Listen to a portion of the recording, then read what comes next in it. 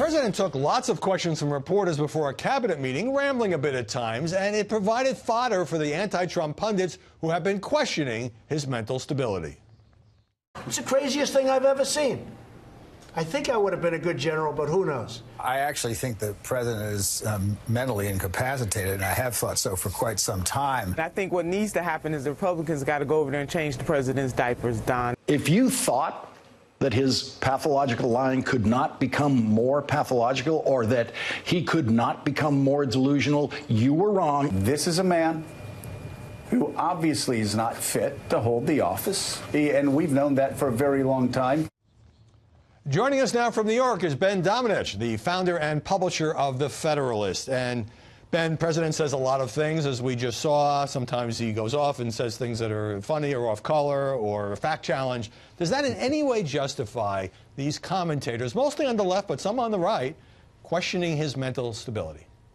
Howie, it's good to be with you. Absolutely it doesn't. I mean, presidents say all sorts of ridiculous things all the time, and of course it doesn't put you in a position where you ought to be removed from office if the president says some things that offend Joe Scarborough. I mean, the reality is this is just once more into the breach again from a group of people who've been insisting that the walls are closing in on the president, that he's unfit for office since the day that he arrived at the White House virtually. It took them only a few months for the New York Times to print an opinion basically calling for the invocation of the 25th Amendment, as Joe Scarborough just did. And it's just as silly an idea now as it was then. The reality is that they're boxed in because they understand that as much as they would like to see this president removed, the Democrats, even Speaker Pelosi, are not ready to move on something like that. And her new standard apparently is to look for a bipartisan wave of support for removing the president before they would even proceed with the kind of impeachment hearings that, as we've seen this week, the most radical fringe of her own party already support.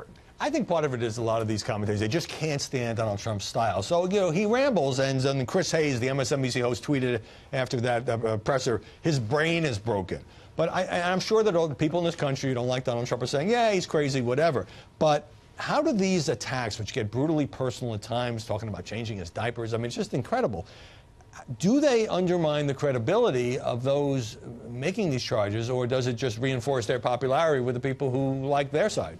It does both. I mean, it undermines the authority that I think they have to speak to the middle of the country, which is experiencing some incredible job growth, which is just has seen, you know, several good developments over the past several months of the president's tenure. I think that the real problem that they run into is that where you might, in a normal situation, be trying to convince some significant portion of Republicans to go a step beyond what Mitt Romney was saying, to say, yes, you know, this is unacceptable, and it might rise to the level where he needs to be removed. Instead, none of these commentators are engaging in that kind of convincing evangelism. They're just preaching to the same crowd that already agrees with them and agreed with them from day one when he arrived in office, as we saw in the marches and protests that showed up right after that. Right. Now, it's no secret that President Trump has divided the conservative media, some of whose members make a nice living attacking him, particularly on a channel whose initials begin with MS. Where does that put a conservative site like The Federalist? You know, I think it puts us in a very interesting position. This is a really disruptive time for media on the right of center. I mean, you've seen the developments over the past couple of months. The demise of the Weekly Standard is an enormously significant event. Which the president, by the way, went on Twitter and gloated about all those people losing their jobs because it had a lot of voices opposed to President Trump. Yes, he certainly did. I think, though, unfortunately, in this environment, the most important thing is to keep a level head while everyone around you might be losing theirs. To really evaluate things based on the facts as we know them and understanding them, as opposed to letting your hair get on fire every time that the president, you know, engages in some latest tweet storm. I think the errors that have been done by a number of media organizations aren't confined to the left or to the right. I think they misjudged the country in a lot of different ways. The president obviously exploited that. It's one of the reasons that he became president. And I think that what we'll continue to try to do is to cover the culture and the politics of this country as they are, not as we would like them to be. But is it a challenge for conservative journalists like you and your colleagues when he does things, whether it is related to the government shutdown, whether it's pulling out of Syria, whether it's not sufficiently shrinking government spending, that clash with the principles that you happen to believe in?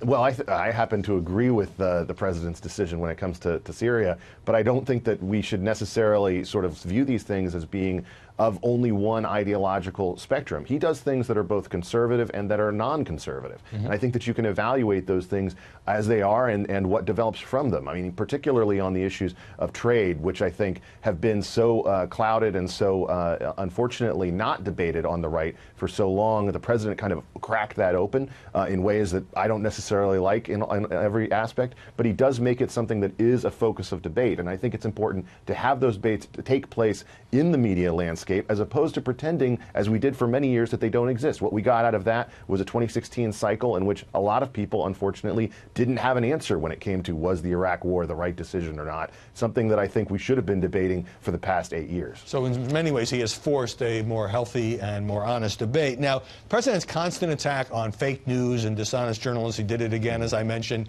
against the New York Times because of the Jill Abramson book, the former executive editor. Does that continue to help Donald Trump, or is it kind of becoming background noise?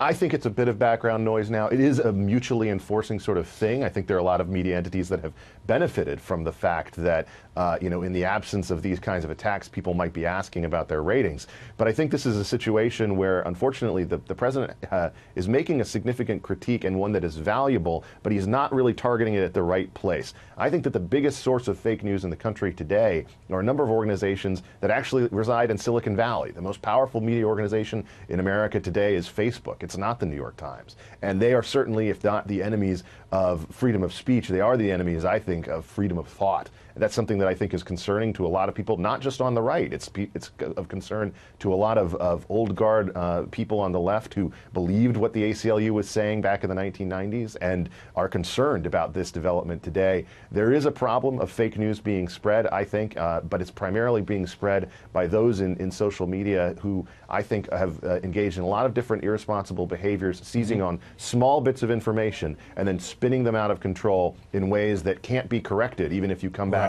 the next day or even within the few hours to try to do so. Right. The president has taken some whacks at Facebook and Twitter and Google, but I think you've really hit on something, which is these companies, which don't even see themselves as media organizations, are actually become dominant, and the rest of the media are very dependent on them for these distribution channels. Absolutely. Ben Domenech, great to see you. Thanks for joining us from New York. Great to be with you, Howard.